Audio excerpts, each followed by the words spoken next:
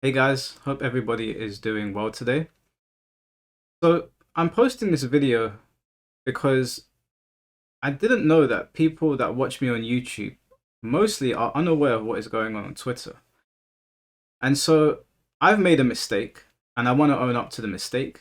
With the kind of content that I do on YouTube and the things that I post on Twitter, I hold people's feet to the fire. When people do something wrong, I am very critical of their behavior. I host them on my podcast, we have debates, and I give them my thoughts and feelings. And when I found out that people weren't really aware of what was going on outside of like maybe some that follow me on Twitter, I was told, don't talk about on YouTube, Mike. You know, you've put out an apology already, just let it go. And I thought about it and I was like, I can't do that because that would be very bitch made, you know? Like I can't criticize people and then when I do something wrong, not face the music. You got to be a man about these situations and take your licks. And so that is why I'm posting this video today. So for those of you that are not aware, King J posted a video the other day basically talking about a situation that took place in the Philippines between himself and Ty. And there was a lot of things that were said. The problem with this situation is not the fact that there were text messages, it's the fact that it was posted online without the receipts. And then instead of the receipts being posted, they were kept back. Now, I and some other content creators kept on arguing for them to be posted. Not to save my own skin, but because if we're going to talk about this, you go all the way in or you don't do anything at all. That's my opinion. I've expressed that to Jay as well, and I've expressed that I've expressed that to other content creators. When I do videos, you're either in or you're out. But in this instance, I made the assumption that they were going to be posted, and so I jumped the gun like an idiot. Opened my big mouth, went onto Twitter and clipped part of Jay's stream, you know, the relevant part, and gave my thoughts and feelings on it. And there's an issue with this one in particular because what is being alleged is quite serious. And sorry, I just had to cut in here in the video. When I was watching it back, I left out that what is being alleged here doesn't have any receipts, doesn't have any text messages. It's his word versus Ty's word. What I'm referring to is everything that led up to that point. Those were the text messages that I had seen, and those are the ones that I thought were going to be posted. So just to be clear for the rest of the video, because I don't think I mentioned it in the video, the serious part, which is the whole that Ty allegedly threatened bodily harm on Jay, that is hearsay because there's no evidence of that anywhere. There's no receipts that relate to that. And I think there was some confusion on Twitter because of all the chaos that was going on, that when I said that I had seen receipts that corroborate some of what Jay is saying, um, people thought that I was referring to that. That's not what I was referring to, but there was, again, the post went viral. There was too many people to respond to. That's another blunder on my end because I didn't convey that information the way I should have. So I just want to add that in here, that the whole bodily harm part, that is hearsay. That is, you know, you either believe person X or you believe person Y or you take a neutral stance on it. So I just wanted to add that in here. I didn't do my due diligence with this situation, and I have to apologize for that, and I have to own up to the fact that I acted in more of an emotional manner than I did a logical one, which is out of character for me. I know that you guys that come to the channel see me like, I know some people call me a robot, and when I say acted emotionally, I don't mean that I flipped my table when I heard what had gone on and I was like, right, let's go to Twitter and blow this up. I mean that, you know, Jay's a close friend of mine. You know, I've been friends with Jay for a very long time, like what, 13 years now. And when I have close ties to people, I can admit, like I do have that ride or die mentality for my friends. But I can't also behave like that on YouTube when I have a community of which some people do rely on me to provide information to them as authentically as possible. I do have to separate the two. And up until this point, you know, since I came back to YouTube in 2023, I've been doing that. I've been giving impartial takes on things. I've been remaining neutral. And so I've set a standard. Because we know online that people do this stuff all the time, you know, they jump the gun. But I set that standard for myself. And I have come to, people have that standard set for me. There's an expectation there. And I didn't meet those expectations this time. So I went onto Twitter and I made a bunch of remarks about it. They weren't like absolutes like I'm accusing, but I was basically echoing his sentiments by reposting it and then saying that what has happened here is bad. So it makes it sound like it's matter of fact. And I have to hold my hands up and apologize for that, because whilst I assumed that things were going to be posted in the lead up, they weren't. And you know what they say about assumptions, or make an ass of you and me, something like that. I don't know. You know what the saying is like, but that's what happened, and it blew up on Twitter. It went everywhere. Like I went to sleep. I woke up. It had 100k views. I went to sleep. I woke up at 200k. It was getting so far out of control, and I kept on reading the messages, of which 99%, like 99% of it was just people saying "fuck you, Mike." And I didn't take offense to it, because I read it and I was like, do you know what? I did fuck up here. I deserve this. Like I have to hold the L. I wasn't rude to anybody, or maybe some people might have read some comments that I left in an angry voice, but I wasn't like rude. I wasn't swearing at people. I understood why people were angry. Even my biggest detractors. Sorry, this tea's gonna get cold. Give me a sec. I'm not editing this video. Just give me a sec. Tea. But even my biggest detractors, they were relishing in the fact that I was being dogpiled by everybody. Like there was no, there's a base over here defending Mike. It was everybody, and the people that did take my side, of which, to be honest with you, there wasn't many. I'll be completely real. They wouldn't post it on Twitter because they were afraid of, because of the backlash being so crazy. Which I completely understand. People don't have to run to my defense when I do something wrong. I'm a grown man, and I talk about very controversial things on the internet, and so I have to take my licks when it's my turn. So for that, firstly, well, not firstly, but I will apologize to Ty, the Brian player, regardless of what I had seen outside of what was posted online, regardless of my ties to people in the scene. It was unfair of me to do that. It was inconsistent with my character. It caused chaos on a weekend where we should be celebrating fighting games.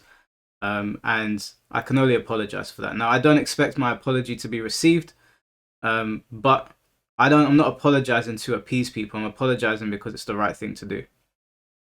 I apologize to my community, the people that ran to my defense when they saw how many people were coming at me. Who then got abused as well. I appreciate it, obviously. I think it's really nice that I have a very dedicated community, and even some of you I speak to on a regular basis. I would go as far as to say some of you I've become friendly with, or we've become friends. So I appreciate all of that. I really do. I would say I've posted my apology online now. It seems to be well received, but there are still some people calling me a piece of shit, and I would say let them get it off their chest. And there was a large contingent of the fighting game community that can't stand me because of the kind of content that I do. And I made peace with that a long time ago. I knew that when I started calling out people for bullying players, or when I started calling out people for abusing players, or bringing people onto my platform that are very controversial, I already knew that I was going to get hate. And I knew this because early on in my YouTube days, I got contacted by some people that you guys will know. Now, I'm not going to bring up their names because I'm not trying to make it about them, but I had people telling me, don't bring up this person on your live stream, Mike. Don't bring up this person. I actually had one very well-known content creator turn around to me and say, if you do this, Mike, then there's going to be certain doors that are closed to you. And much like this situation here, where I'm not going to lie, this is entirely my fault. I'm also not going to pretend to be something that I'm not. And I've always championed open dialogue, and that is going to get me in trouble again one day. I'm not perfect. I will put my foot in it, but I will apologize, when I come to my senses. But this channel is not going to be what these people want it to be. There were people telling me, change the kind of content that you do now. And I don't think my mistake here with the Ty and King J situation means that I should change my content. I think it means that I should be a bit more, I shouldn't be as prone to jump to someone's defense until all the necessary avenues have been exhausted, and then I can be like, okay, let's talk about this situation. So no excuses on my end. It was very bad coverage from me. I'm very apologetic to the fighting game community in its entirety, even the people that don't like me, even the people that hate me and told me to go off myself. I will apologize to them, just because I don't set out to cause chaos in the community. That's never my intention. I always want to open dialogue, but I understand because of the way Twitter is and the echo chamber that is created over there, when you open dialogue, not all of it is going to be positively received. And so, even though I didn't set out to cause chaos, I did. I caused an untold amount of chaos, the likes of which I haven't actually seen in the fighting game, at least in the Tekken side, for some time. And I can only say sorry for that. You know, I'm not perfect. I'm remorseful for what I did. I regret, you know, how I put it across. Obviously, this is a lesson learned. I'll, you know, obviously try to think about, you know, covering these situations a bit more carefully next time.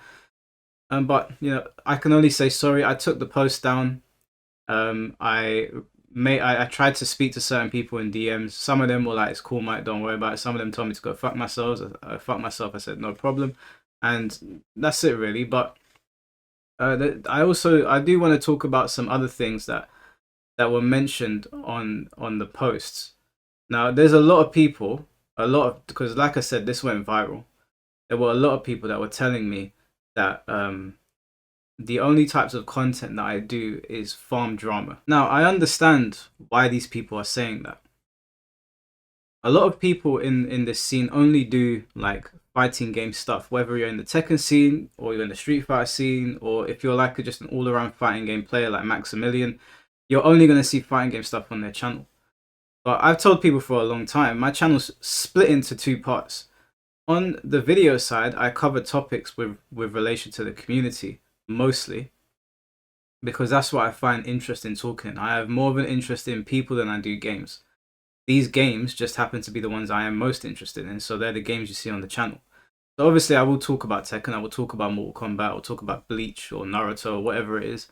But the people is what I find more interesting, and the way we interact with each other and the way this community changes over time. Because I was here back in the day, you know, I'm here in this new era of the FGC where the arcades don't exist, and they're two different places to me. So I like talking about my experiences in the FGC and talking to other people about theirs.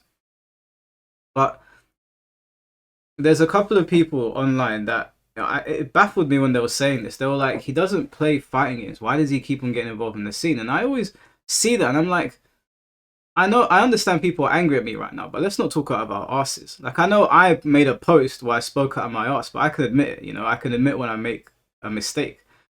I don't understand how I could get to God of Destruction with Feng Wei. You know, I wasn't that far off from God 1 actually. I kept on fumbling my promotion match, but I wasn't that far off from God 1. Now I gotta work my way back up. But I don't know how I could be God of Destruction with Feng without playing the game. I also don't understand how it doesn't take you more than 10 seconds to just go onto YouTube, go to videos or live, and you'll see me playing the game. You see me playing these fighting games. It's not hard to do a search. Once again, I understand why people are angry. I completely get it. But there's a lot of people on Twitter that prey on people's downfalls, and there's people that I don't like. I'm not going to mention their names because again I don't want to make it about them, but I don't sit around waiting for them to fail. And after this whole situation had occurred, people are just like saying random things about me that are not true. They're just completely unfounded. But the problem with Twitter is that you're dealing with faceless people with 0 followers that are just spamming things, and when you spam the same bullshit over and over again, the truth gets fizzled out and people start to believe the lie. So that's like people are going around saying he doesn't play fighting games. That's such a weird thing to say since I'm on YouTube almost every day, and you know, the beef set streams that have recently been repopularized. I'm not saying I created beef sets, obviously,